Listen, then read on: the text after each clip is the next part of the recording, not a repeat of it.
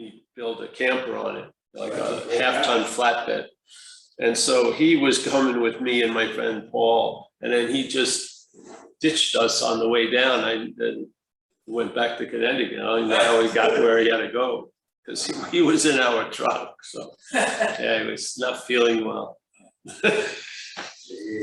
Heroin and hiking don't go along perfectly well, especially with the easy parts. The first part, you're going down, and then the problem is going up is what you're worried about. So he just... Is that close to the Joshua Tree? No, but it's sort of like it. No, Grand Canyon's in Arizona. So if you go east, but you know, that whole area, this, you know, low desert or high desert, it's pretty much. It's trippy. You're at the rim. It's like you're in the forest.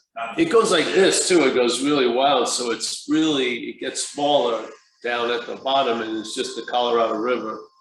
And then the sun gets reflected. It gets like warmer down there. It was for us. It's trippy. You get the wire. You see the wire. It's freezing cold. It's freezing cold. And you're in this hot oven. Yeah, it's freezing cold. And then you're wishing, you're trying to figure out, how can I get on these rafts that are going by? Should I just say I'm injured? Because there's tons of these rafts going with a lot of people on. Yeah, we got to get ready for this thing. We're ready. We have a Zoom at the same time, so yeah. So I was doing mostly recovery then, or with a lot of this. Oh, a lot of mixed in. Yeah. That's sort of what happened. In the beginning it was 90% recovery, a little bit of this, and then it just all went the other way. Yeah. Then the people stopped bringing pens and paper to the workshop because there was no writing anymore. What the hell is this guy talking about? Yeah, but I learned a lot. Yeah. Because you know, I used to go every Monday for years, and I felt a lot of different ways, and I had a lot of different circumstances and finances and romantic conditions, and yet as long as I showed up, things happened. So you realize it's not about you, truly. Yeah. If it's about you, it's always going to be conditioned. Right. Yes, you can't have a lasting relief if it's you having it, because you're volatile.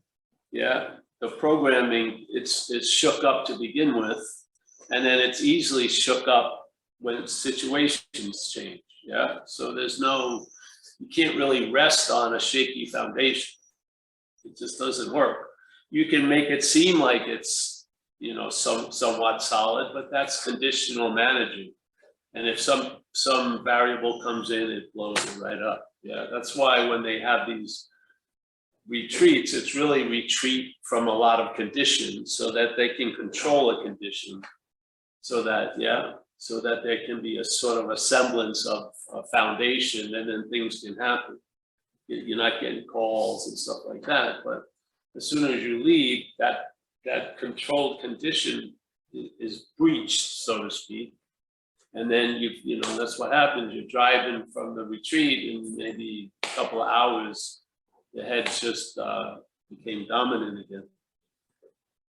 And it's a habit, because when you see it, because you see the head, you call it me, you know, it's just a habit. So it enters, it doesn't even knock anymore, it just enters wherever it wants, and then it just fucking creates havoc in some respects, because it's a myopic view.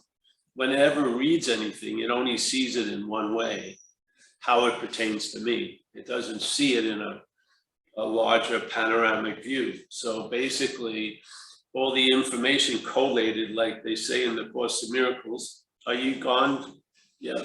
Are we on now? Yeah. They say in the Course in Miracles, I got to see if the thing's running with me, that the brain interprets to the body, which it is a part, is an incredible statement. It would save us a lot of confusion. Yeah, because we're relying on information, but we don't understand what's actually taking it in and collating the information. Yeah, in other words, we think it's us coming to these conclusions. It isn't. That the conclusions produce a sense of us, of Paul, yeah. And the conclusions are based on a failed system. You're not seeing what's going on. Yeah. So how is, they come to the conclusion, many people, that like Einstein said, you can't use the broken system to fix itself, so to speak. Yeah. So you've got to wait a minute. So like in recovery, it was a great recognition that the problem resides in the mind. Yes. That was pretty damn good diagnosis because they didn't know what was really going on. Yeah. So they started to get some inclinations about what's happening. So they figured it resides in the mind. So what's going on in the mind, the small m mind, the thoughts, yeah. Thoughts and perceptions and stuff, shit like that. And the problem resides there, so it's affecting that stuff. So you're seeing through a very, very like dark glass, so to speak, yeah, which has one agenda, which is to reinforce and support its own survival, basically. It's attempting almost like a parasite in a way. And a parasite, it's never going to be a win-win situation with a parasite. Because the parasite's winning is you're losing. It's not like a win-win thing. Yeah. For it to have your life means you have less of life. It's not your life anyway, but for it to have a life, you don't have one in a way. So it just doesn't work. So, all right, if you see that the problem resides in the mind, and then you're introduced to this idea of non-duality, where the problem is only seen as one from the problem. The solution in AA, I mean non-duality, is incredible because there's no need for a solution. That's the solution. The solution tells you there is no real problem. Now, when you're in the problem, that fucking irritates you, frustrates you, because you have a real problem. Yeah, you do. Yeah, the solution is there is no problem. So I want to get that solution as the problem. It doesn't work. Yeah, the solution is you see you're not that, and therefore there's no need to get out of it because you were never really in it. Yeah, the whole premise of all our escapes is because there's an assumption we're in certain things as a certain thing. And from there, that's always, no matter how many times you dye the color of the pool water differently, you have the same diving board. You always are being launched from this idea. Yeah. So you can change the diameter of it, how it's facing, make it one of those eternal horizons. But the fact is, it's what's leaping you into the pool is based on this assumption that you're a long-lasting, independent, separate thing, that what's perceiving is that which can be perceived, which fundamentally goes against, and who cares? No one knows who Huang Po is anyway. So that fundamentally goes against the little message Huang Po laid on people, which is whatever can be perceived and not be perceived. Yeah, we're totally antagonistic to that statement. Yeah. Now, if you like a lot of his other statements, but I don't like that one, maybe it's because you're reading that statement from being the perceived, thinking it's perceiving. That's the whole point of these messages. The whole point of non-duality and understandings that are based on non-duality is to bring up or out of the weeds the misunderstandings. Non-duality does not replace you with a new understanding, really. It just negates the old understandings. And then you really realize the system that's thinking it knows by understanding or understands by knowing, is fundamentally limited. It's not going to work when it comes to what we are. That's the whole point. Yeah. You can have there can be seeking for everything in the world, seeking for experience, seeking for the perfect, raw, fucking, or raw almond organic cheesecake, tons of shit, great lattes, everything like that. But you can't apply that to what you are. You can't seek for it because you are it. That's the dilemma. With all the other seeking, it's clear you're not it. I'm not a pair of pants. Yeah. So I'd like to have some new ones. I'm not a pair of pants. And I used the example of drug addiction because the love in all my drug affairs was with cocaine. Shooting cocaine was the way. That was like making love to it. You know, other things were foreplay, like freebasing and snorting, but shooting it was a ritual, like a marriage almost. You really were dedicated. You stuck something in your arm and there you went. But I never thought I was cocaine at any point. I never turned into what I was doing. But we are there. We are taking ourselves to be the mental drug. The mental drug is self. Selfing really. And what it appears as, the doer, the feeler, the taster, the toucher, the smeller. And how does it appear that way? It never does. It seems to appear to us. Yeah, it never does appear because we're not an appearance, we're no appearance.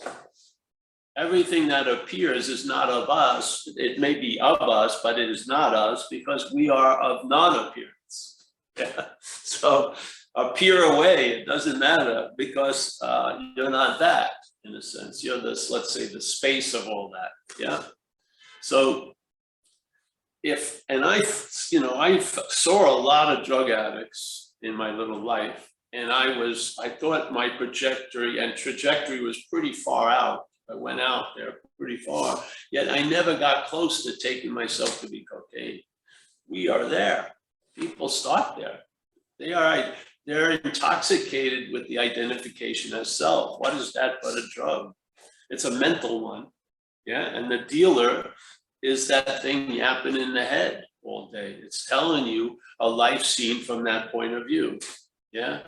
Very rarely, you're going to question maybe tons of shit that you see, but very rarely are you going to question the point of view that's interpreting all the seeing. You won't, because it's got almost a forbidden thing.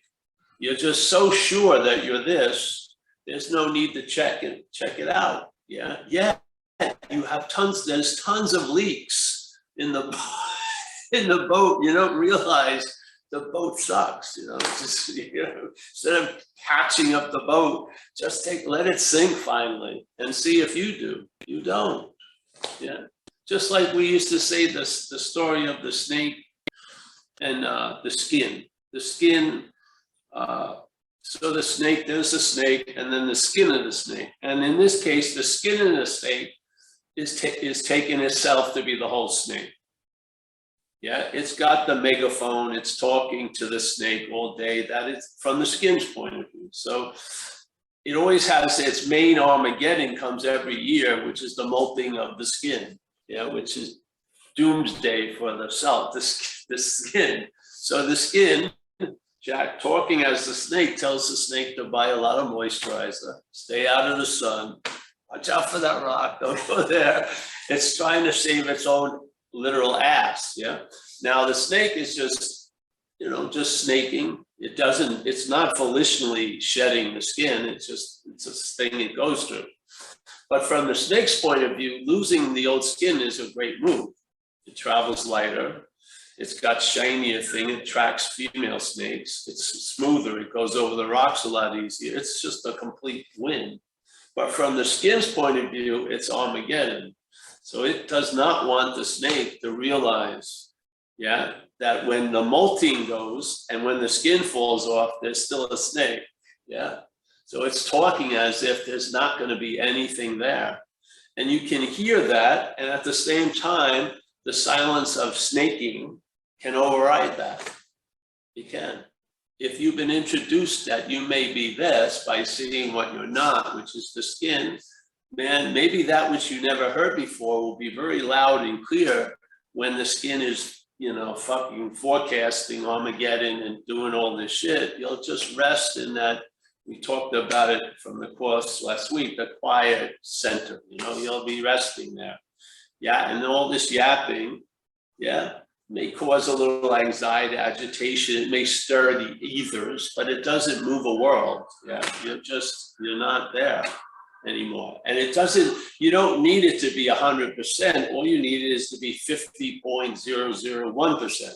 Just the tiniest little more interest in what you are than what you're not changes the whole equation.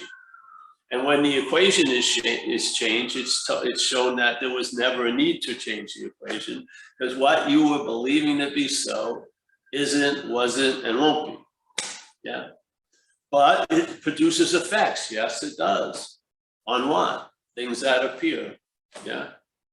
Of course. Yeah. So what the Course in Miracles says about that, those are uncaused feelings, uncaused effects. What's an uncaused effect? If every effect has to have a cause, if they're real, let's say, an uncaused would be effect that there's effects, but there's no reality that's causing them. That's dreaming, yes?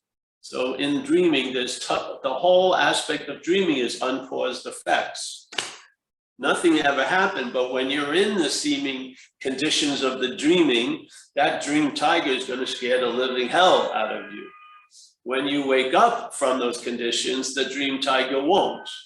The dream tiger hasn't changed, yeah, but you have, in a sense, yeah. What you were taking to be real can really bite you in the ass. When you see it not to be real, it may appear to bite you in the ass, but then the story doesn't really get much legs, yeah. The next moment comes and you're just on and on. You're here, and here doesn't mean you're rock solid here. Here means you're rock solid here.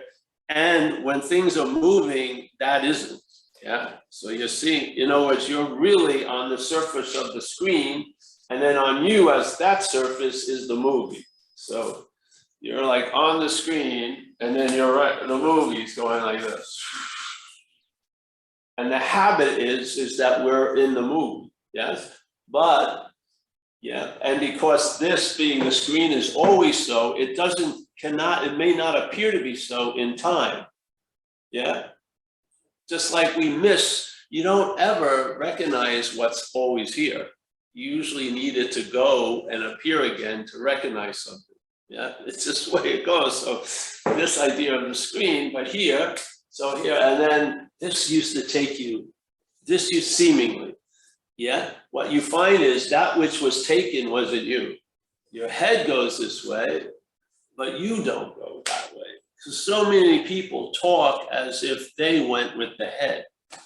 The head went, and then the head went, and the claiming of that was used to imply you went with the head. That's manufactured. You never went with the head. The head just goes, because it flits around, yeah? And so it goes to the past little frame of the movie, future, yeah. It's defined by the movie. It's, Yet all that movement hasn't changed one aspect of the screen, nor will it ever. That's why the greatest investment of any movie theater is the screen. They buy one screen, that's it. They fucking 800 different movies, lengths, different movies from different countries. The screen will just do its thing, yeah? That's what it will, without any thought or effort. Yeah, here they come. These are the advanced folk came. They only come for 5 minutes or something. We're on a quota now, 5 minutes, 10 minutes, 15 minutes. Yeah. Intensive care is going to the mall, that'll bring them closer. So yeah, we were just speaking about nothing again. Yeah. So the real situation, in a way, that it frustrates the head a lot when there is a problem seemingly that needs a solution, but when the solution appears, there is no problem. Now, the funny thing is, when the solution appears, it says it's always been there. So there was never a problem. Yeah? So it erases all of the residue of that idea of a problem, because the residue is time. Yeah. And so this happened with me. It was, you had a lot of these downloads occur during your life. So some of them are remembered more than others. So I remember this one time, I was in the hospital, not with the accident, but surgeries after the accident. And I remember I had this sense where, you know, that emptiness just was dominant. And the first thought that was clean from all the mentaling, yeah, came in, and it says, it's always been this way. It's just always. That all the believing that all this shit had happened and all this shit was gonna happen will constantly and completely continue to seem to be true to the programming. But the message from that innermost was nothing ever happened. This is always this way, always. Yeah, that had a huge effect on me. Yeah, and where does the effect show in all the coming and going? You travel lighter through it, that's all. It's not like you're exempt from shit, yeah. You feel more than you ever did. Before, when you thought you were the feeler, the head was fucking trying to cut out a lot of feeling because it was going against its story. When those false walls drop, you feel a lot all day. You're feeling tons of sensations. The head, really the thought system can't keep up with them because it's trying to make one feeling fit its narrative, and then there's another feeling, it just gets fucking too much. You know what I mean? You're having a bad day, then there's a smile breaks out. Oh, wait a minute. Wait a minute. And it just can't catch up. It's sort of like you running naked and it's trying to clothe you. You're running naked. No, put this on. No, you just can't do it. It gives up. It's puffing and puffing. Oh, fuck it. And then this whole trail of old ideas just unravels. Yeah, just unravels. Yeah. And then maybe it appears like nothing happened the next day, but you know. Yeah, you know before knowing. Yes, yeah. Like these people, I did a video. I was in India in 2000, I think, like 1998 or 7. I read a book by this guy, Ramesh Balsekar, was a driver for another guy named Nisargadatta Maharaj for a while, driver and a translator, because Nisargadatta only talked in one dialect and this guy would translate. He was a bank president, whatever. He's very logical, and he wrote a couple books. I had one book, Who Cares?, which I thought was a great title. And it moved me, and he was old, so I wanted to go see him. You know, just was natural inclination. You know, like if a band you liked was gonna break up, like the Allman Brothers, you know, I'm gonna go see the Allman Brothers, man, because they're fucking awesome. When Dwayne was playing, I got to see him a lot, Dwayne.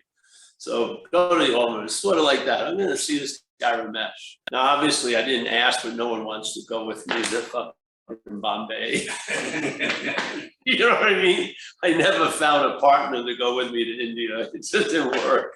So I went to India, went to Bombay, had the address, went there, and I didn't know it, but when you got there, you had to wait down outside before the satsang started, like at 9:30 or something. So there's all these Westerners mostly there, and there was a guy, Murti, an Indian guy I liked, who knew Nisargadatta, was hanging out with Ramesh, and so he'd find whoever was new there, because the new person would have to sit in a chair across from Ramesh, because Ramesh wasn't getting inspired by all the regulars. So whoever came in new was hoping that it would prime the pump, so he would give satsang because he was tired, I guess.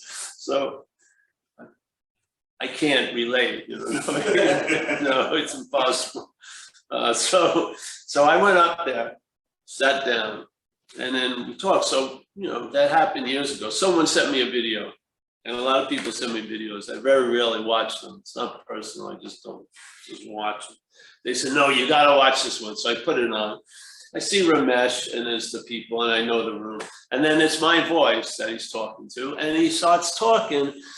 And, you know, this isn't a scripture. He's using ideas and things to trigger something, you know.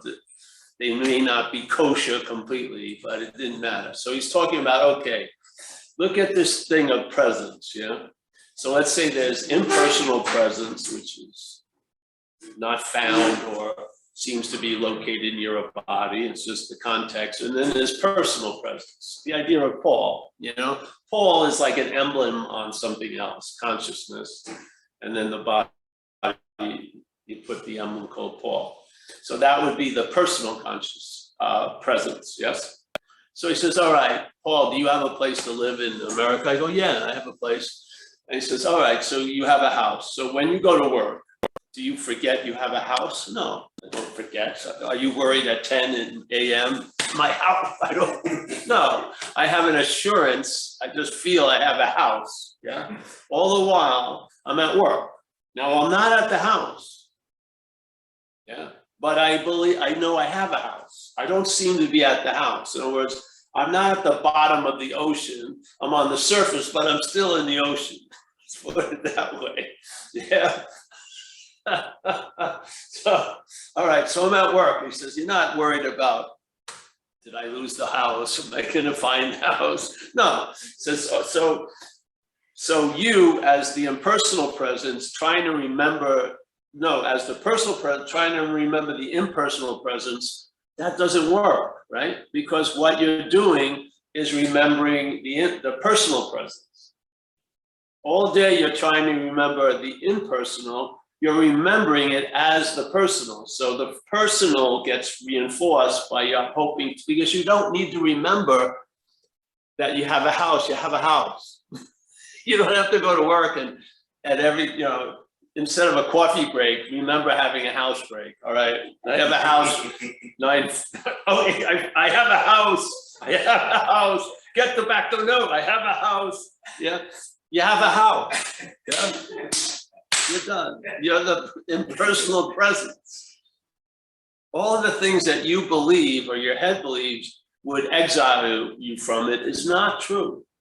You don't misplace yourself from the presence. You know, you can't, there's no hideout in everywhere.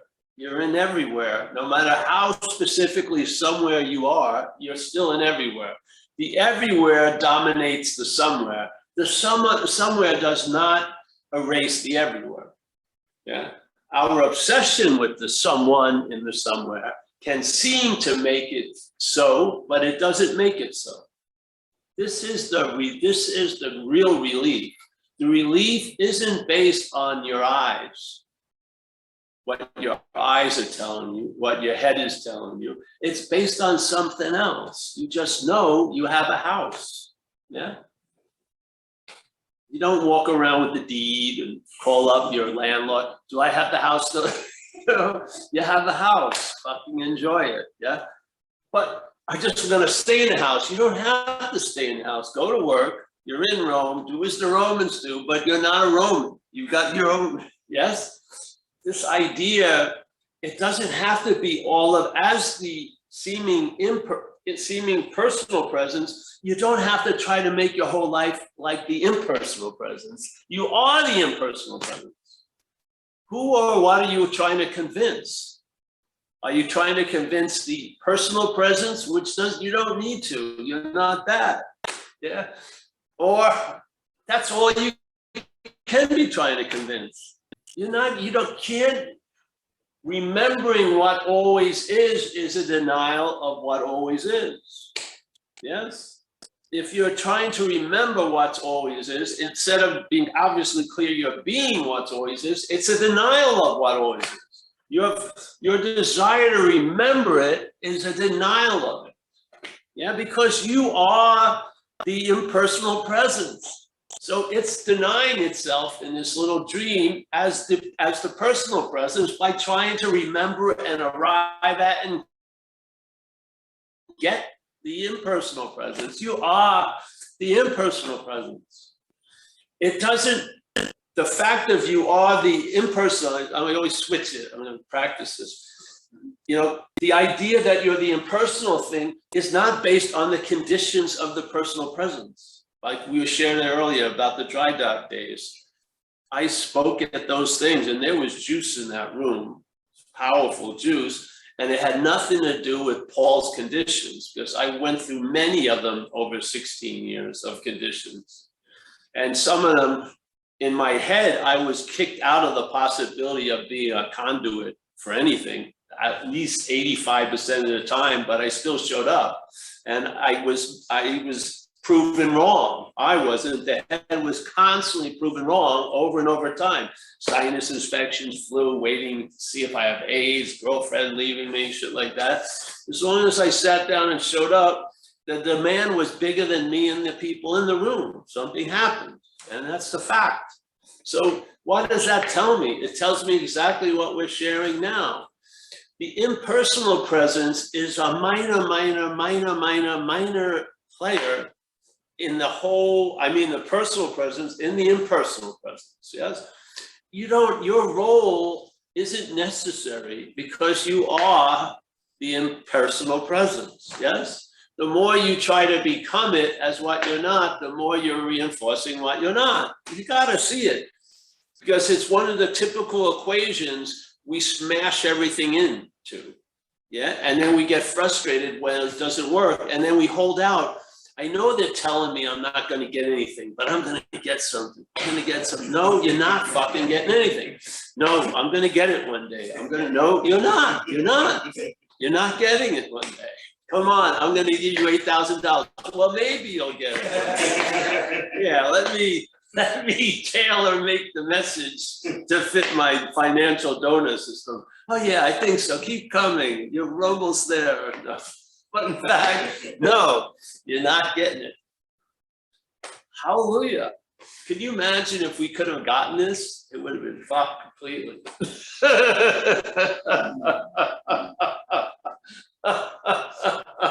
Something knows it way better. So this is the message of non-duality. Nothing really has changed over these years. There's nothing new in non-duality.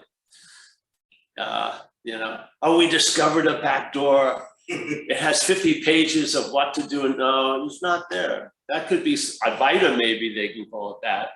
Non-duality is not two. That's it. It's just basically stating the fact isn't the importance in non-duality. It's the assumed fact that's more important. That's what's being negated. That's why it's non-duality. Yeah, the fact has nothing to do with duality, but it's the dominant presence in this little event. The duality is the assumed fact that's overriding the fact of what is. So we've got to address that. Much more importantly, to negate that than to try to affirm what we are. What we are will take care of itself. We just got to see these activities as not us, and then everything, yeah, then you have a real sense that it's always been this way, that nothing ever truly happened. And you'll just travel lighter to the coffee shop today, yes? If they don't have a cappuccino, you'll switch to a latte quickly. Yeah, oat milk, can't get it, soy, no, all right, give me milk, you know? You're adaptable.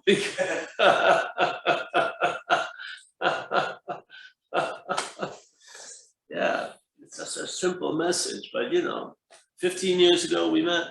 Wow, yeah, I'm much more handsome now. I know that. I dress better. I think all I wore was t-shirts then, white. But man, I was moved by something, and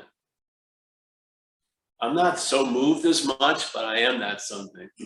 Before it was more being moved by something. Now it's more I am that something, or I am that nothing. But the power that was coming through at those events just blew my mind. I met something, you know, greater than me, super greater than me.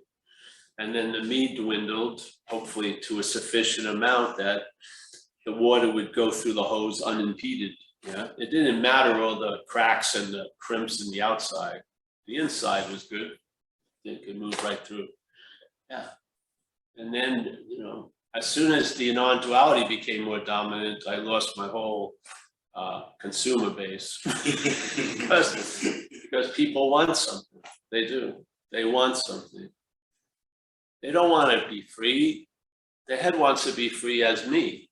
Yeah, it wants to, it's like a thrill ride, like anything else. It's looking at freedom as an experience. It's going to ride like a big wave. Yeah, and there'll be a GoPro and the whole thing. And when the head realizes like the coyote ain't going to get the food of the desert tortoise, the tortoise isn't coming out.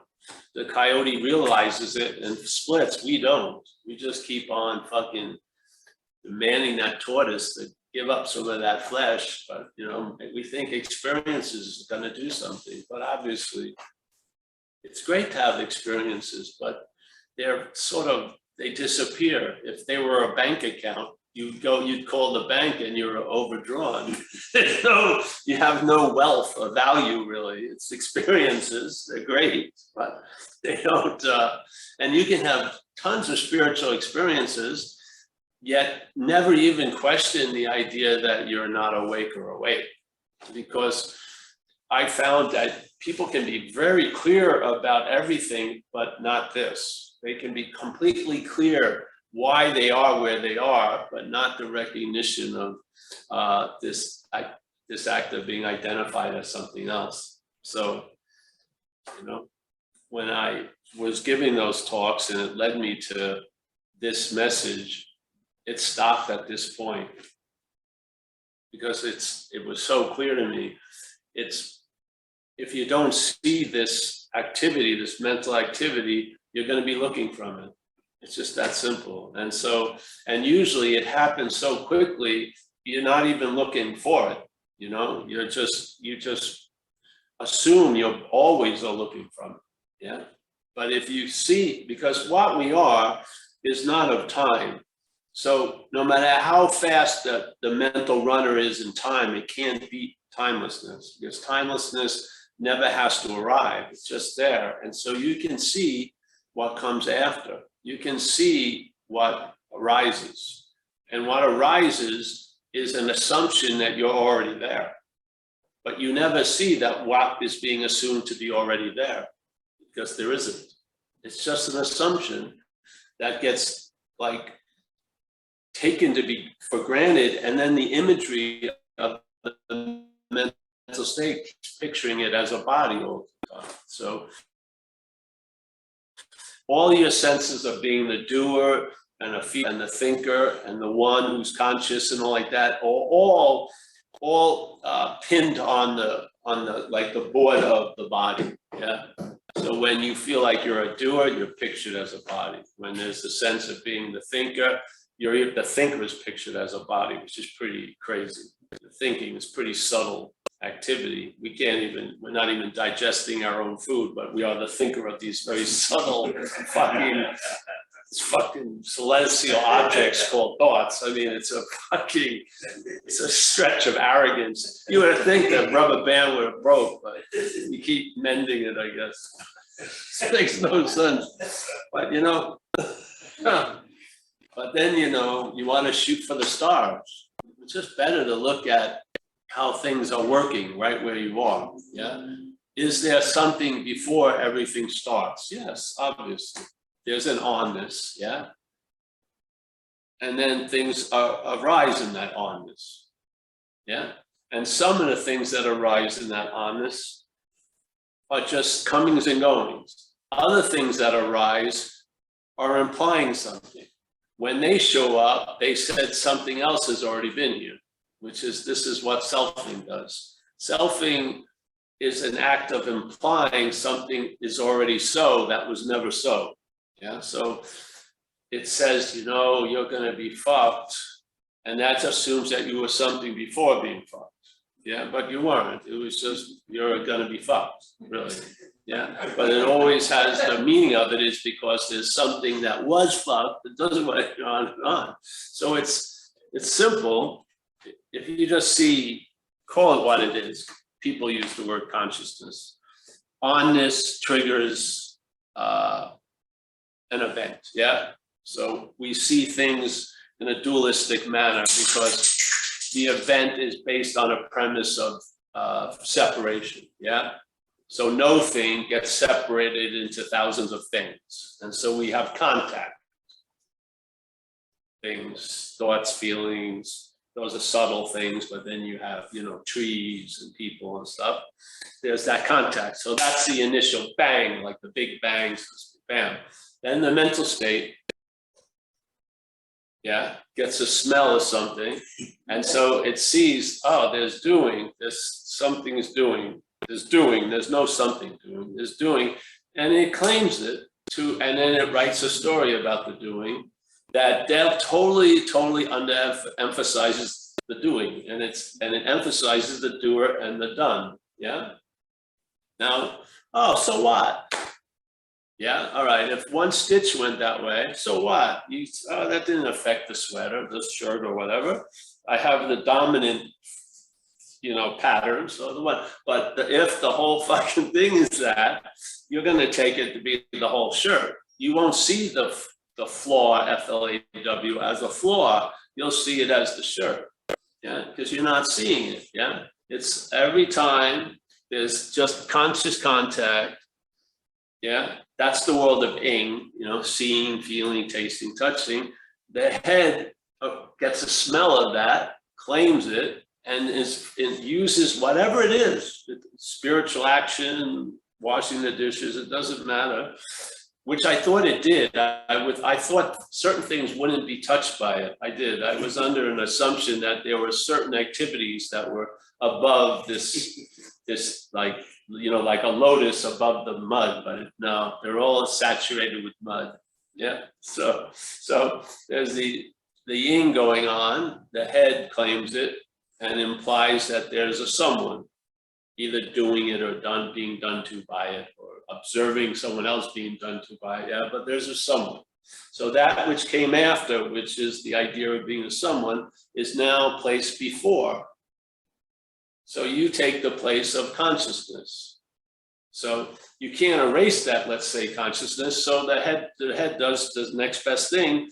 It's framed as you know, and now it's the body that's conscious. So Paul, pictured as a body completely, is also consciousness.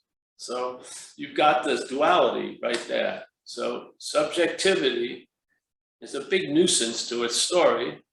Yeah, because it's objectively based. It's all about things. So how is it going to hide the subjectness of this event? Well, I'm just going to say it's the thing that's the subject.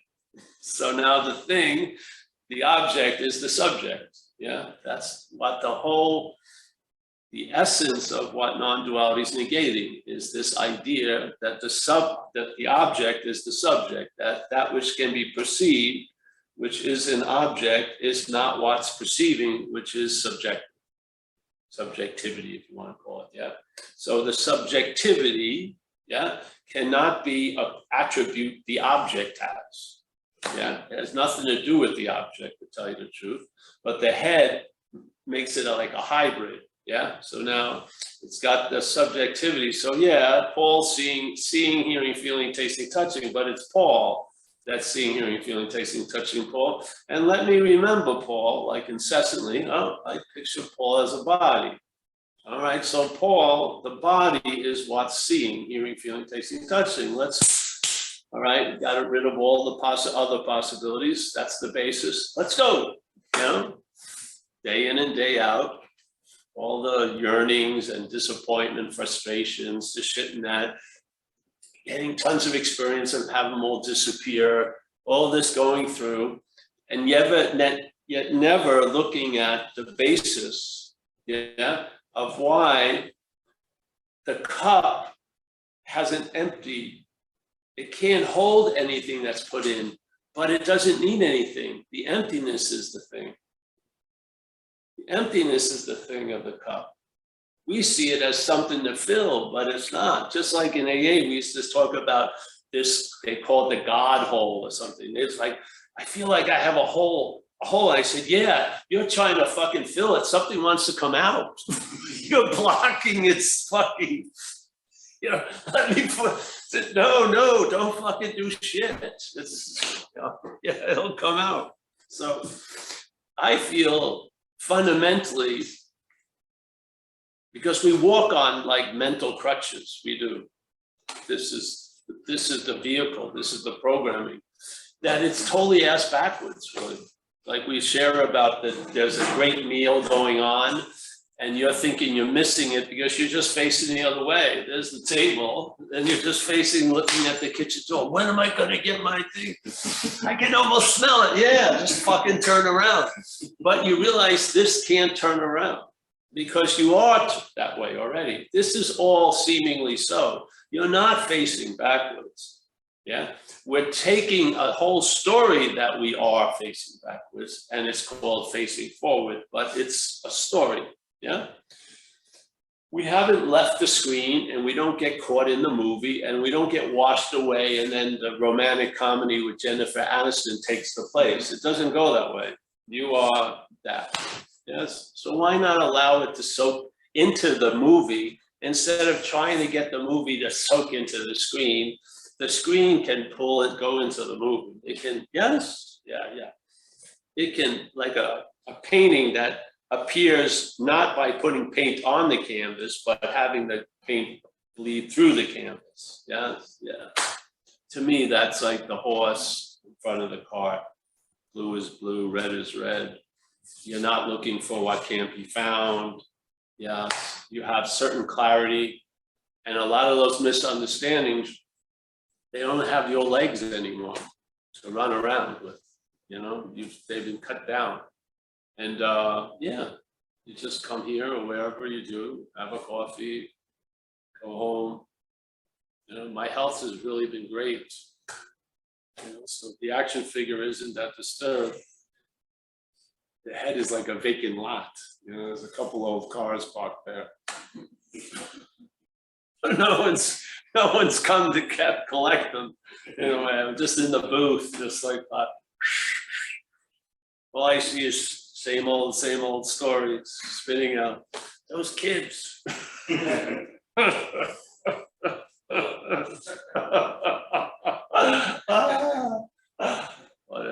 I'm so happy you showed up, my friend. I was sort of, a couple of weeks ago, I was thinking, I don't want to do this anymore here. Because after the pandemic, we don't get as many people and stuff. So I put my head says, well, let's see what happens. And I had blasts from the past the last 3 weeks, people. And so I got thoroughly convinced we're going to keep this fucking thing going because I sort of was asking for a sign. I got a huge sign. The other day, it was this guy, Dylan, who rode one of those one-wheel electric things across country. I just cannot believe you could do that. I can't see you going through Minnesota in a snowstorm. This fucking thing, how could you do it? Hey, kid, you got to get some change for that tire. And then we had a guy, bubble guy, Mike came last week. Now you, so yeah. Sorry, yes.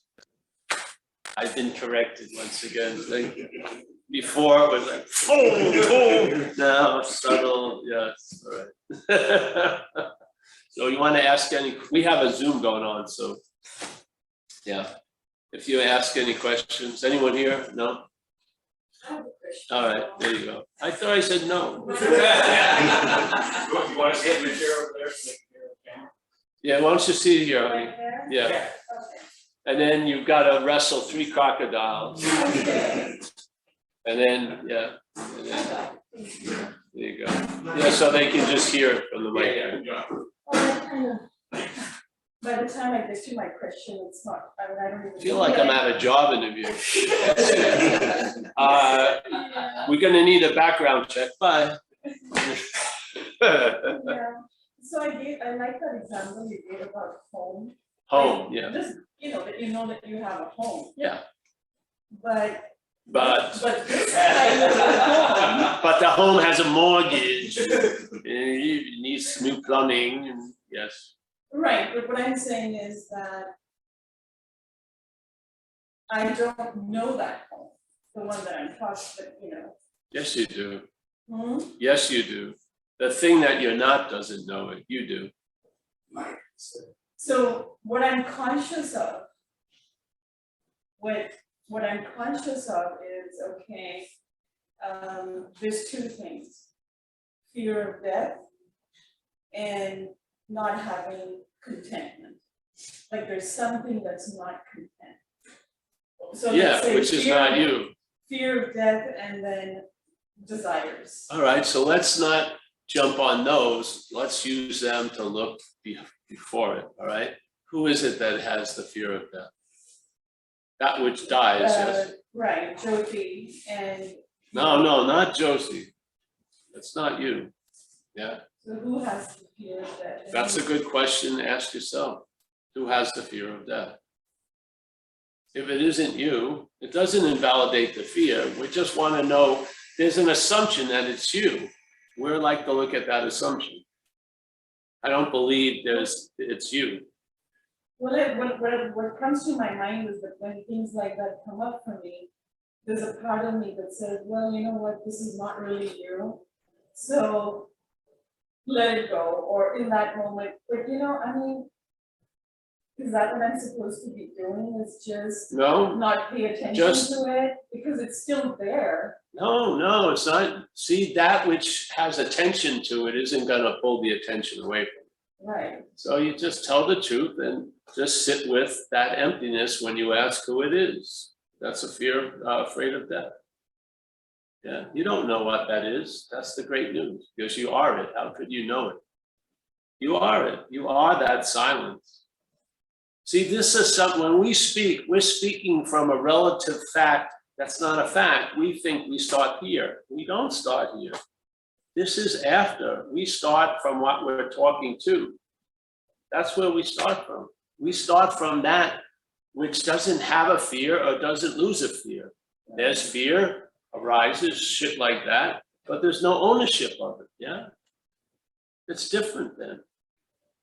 So not having an answer, I don't have an answer right now. That's great, hallelujah. That opens you up to being the answer. If you keep wanting an answer, you gotta be the questioner, really. Yes? If you're looking for an answer, it's reinforcing the desire to be the questioner. You lose interest in that desire to be the questioner and you find you're the answer, yeah. I haven't asked a question since 2001, I think. I remember the last time. Oh, I remember when that curtain came down. It was in Tiruvannamalai, 2001 in India, at a satsang. I just sat there and I knew I wasn't going to ask the question ever again, really. I think that was pretty solid, and it seems to have come to pass. Yeah. Not because I had the answer, I just saw what the head was doing with it. The head was using all the desire for an answer to reinforce the questioner. When I realized, man, to stop the questioner, you'll come up to you'll arrive at that you're the answer. You don't need a question and answer. Yeah, you are the answer. Yeah. Questions have their purpose. They allow some talks and shit. But most people come to a point where they don't ask any more questions because they know something is done. Yeah. So when there's fear of death, of course the action figure has fear of death. I don't try to negate that. I don't even try to take it away. I just see it's not me. Yeah, not with a hope that that's going to give me relief from it, but just as a fact. It's not me.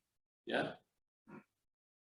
What would, the only thing that's has a fear of death is that which can die, obviously. Yes? Do you believe you actually were born? In this physical world? I mean, I'm not talking about anything. Were you here before you were born? Of course you were. Yes? Something, but I don't know what. You don't need to know. You can have that. I don't see it as a boon, really, knowing. You can't have the boon of knowing about what you are. You're relegated to being it. That's it. Yeah. Once there's a being of it, and being of it as it, all the drives of knowing and understanding and getting and experiencing drop. Yeah. They drop because you've realized the fact you are that which you're looking for. Is there a realization of that? Yeah, you're in it right now. Your head is just looking for it. Yeah. You're in the space of it now. As Ramana one also said, we're always realized, always. It's always realized. We're not, as seemingly, but it's always realized. Yeah. You don't come through this. It comes through you in a sense, yeah. It erodes, it shifts the interest because there's an interest in something wanting to get it. That wanting to get it isn't going to be fulfilled. There's just going to be a loss of interest in it. Yeah, just like to me, the real liberation is from the need to be liberated. Yeah, because that which needs to be liberated, Paul, is not going to be liberated. So I'm freed from the need to be liberated because I don't see myself as Paul on this level. Of course, I see that Paul sees itself as Paul. Yes, you know. I'm not trying to convince one Paul that it's not the other Paul. You know, I don't see that as valuable. I just see that I'm not Paul in whatever humble way that appears, yes? What it is a statement after a fact. A lot interest and attention was withdrawn from Paul. Yeah. Yeah. It's not Paul having interest and intention in not being Paul. A lot of interest and attention was withdrawn from Paul. And from that withdrawn interest, I can say, I'm not Paul. So that's the shift. That was the shift, right? Well, I don't know, the shift is, again, the shift appears, but it's not the shift, yeah? It just feels like a shift based on like something shuddering, yeah, when an engine stops. Right. But in fact, when this shift occurs, it tells you what the shifts seem to bring about has always been available. So was there a shift? No. In the story, there's a shift, but after the shift, there was no shift.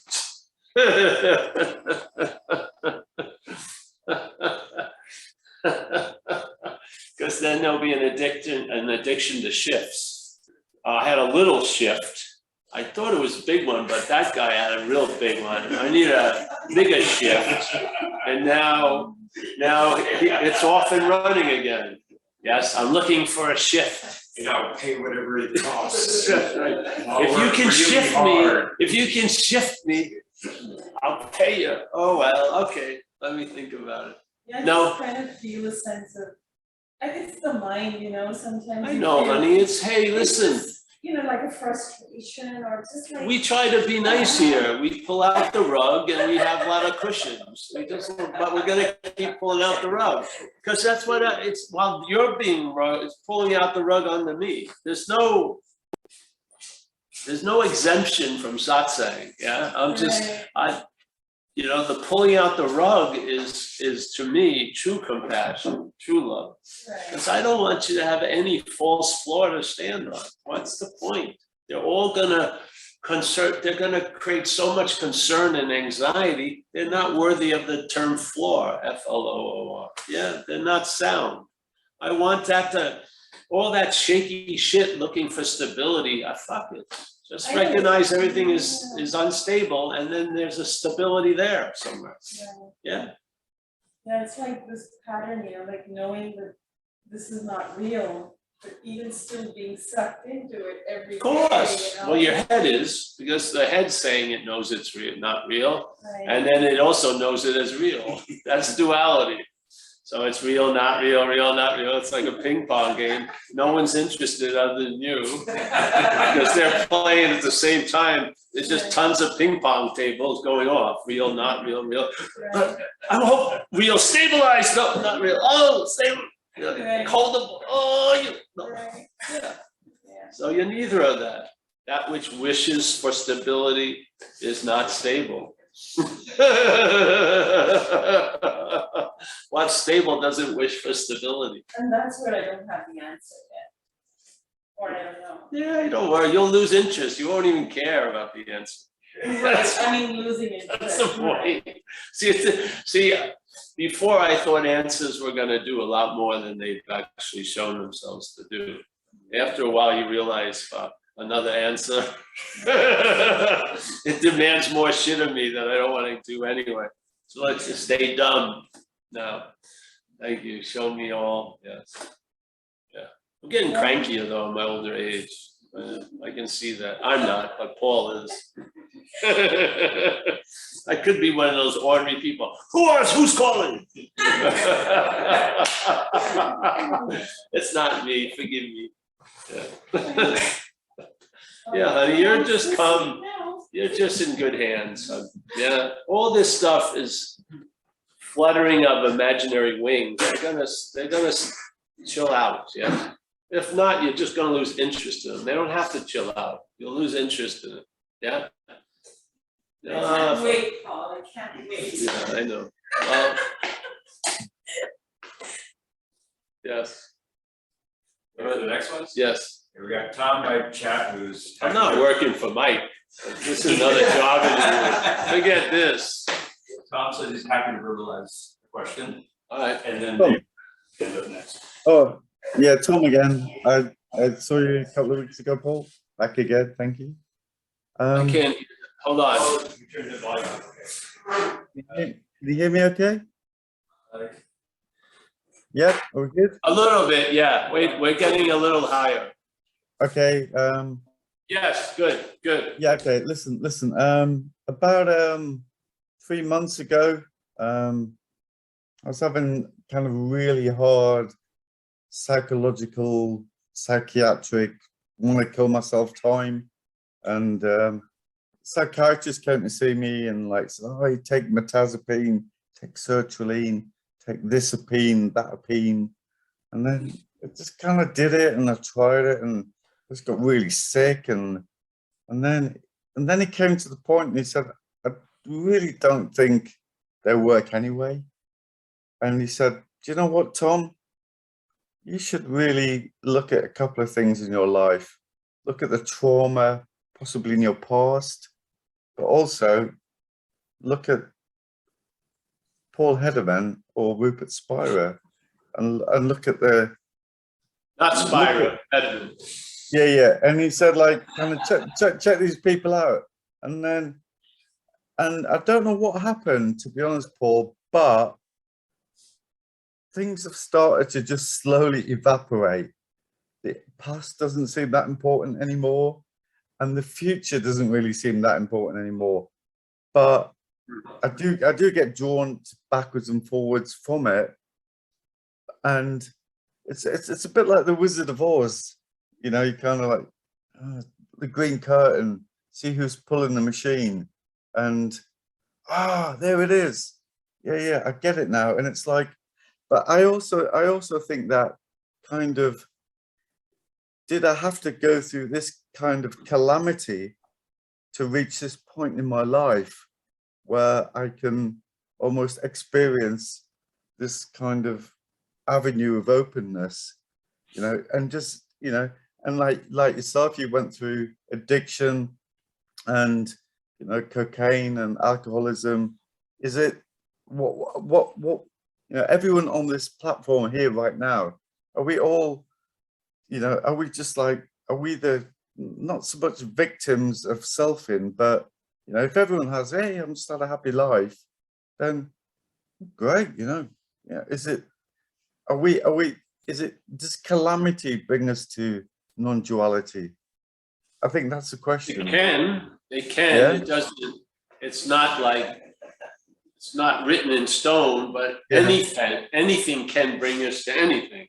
It's mind dreaming, big mind, yeah. And I feel like in the Course in Miracles, they talk about mind has a purpose, and that purpose, in a way, I'm gonna just use it as, let's say its purpose is to dream itself out of this dreaming, and as it does, it will get happier. And I find that a lot of dreaming oneself out of the dreaming has a large swatch of rocky terrain, And Yeah. then there's a huge calamities, and it can become a life or death thing. And then there's something that breaks, and then the road gets smoother and stuff like that. Is that the way it is? No, but that's the way it has appeared to be for many people, yes. Yeah, yeah. So I feel sometimes if you're in, let's say, a suit that doesn't fit, you're not acknowledging that, when it starts ripping, maybe you'll start acknowledging that it doesn't fit, yes? So I think a lot of us, we have to see our lives get ripped apart to recognize something. Yeah, it was probably an easier, softer way, but we just drove past those turnoffs. And so we went the harder, fucking rougher way, you know, whatever. That's good.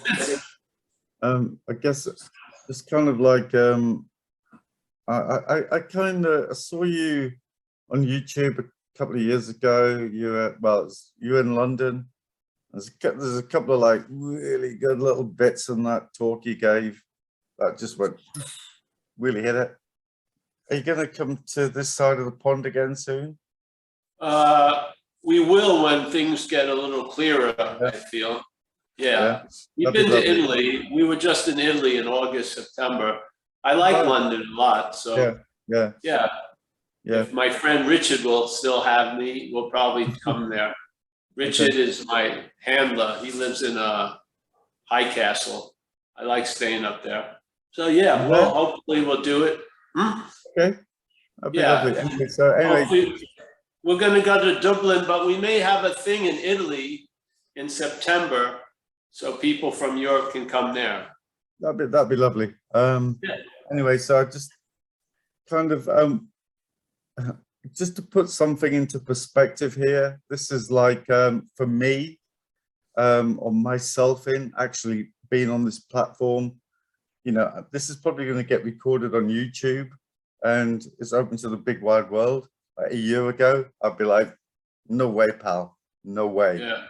But now I don't really kind of just don't really care anymore. You know, it's like, you know what I mean? It's like, it's really not that important. I'm like 95% self in, and this 5% is like really precious important. And I can like, I'm kind of dipping into it, but not dipping into it. And it comes and it flows. And I tend to wake up about sometimes 3 o'clock in the morning and I'm kind of like, oh, I can't sleep. And I'll be tending to, generally, honestly, Paul, just like listening to one of your talks and stuff. I'm like, just like, yeah, I'm really not even doing anything. It just puts me in a place where just things happen. I'm really just in a wonderful, wonderful moment. So thank you for that. Great, thank you. Thank you. Okay. Yeah, I remember I was so gung-ho, and the initial results of the talks were people were getting, they could live with their insomnia. They'd go to sleep as soon as they started hearing the talks. What the hell? What the hell? It's not my product. Okay. Anyway, listen. Insomnia? Oh yeah, I can't sleep. I listen to you. I'm out like that. and to be fair, I appreciate you doing like you know, your like early Pacific time calls. Means that, you know, in Europe we can like listen to them. So anyway, I'll probably catch you in January. Thank you. Yeah. Okay. Over to someone else. Oh great, thank you. Yes. Thank you. Thank you. Yeah. David put his hand down, so just ask him anything else. What time is it now? 2:07. All right. So when do we start? 1? All right. Well, we can end if you like. Yeah. Let's say goodbye. I thought it was nice, short and sweet, long and sweet. Yeah. Oh yeah. Let me come say goodbye. Goodbye.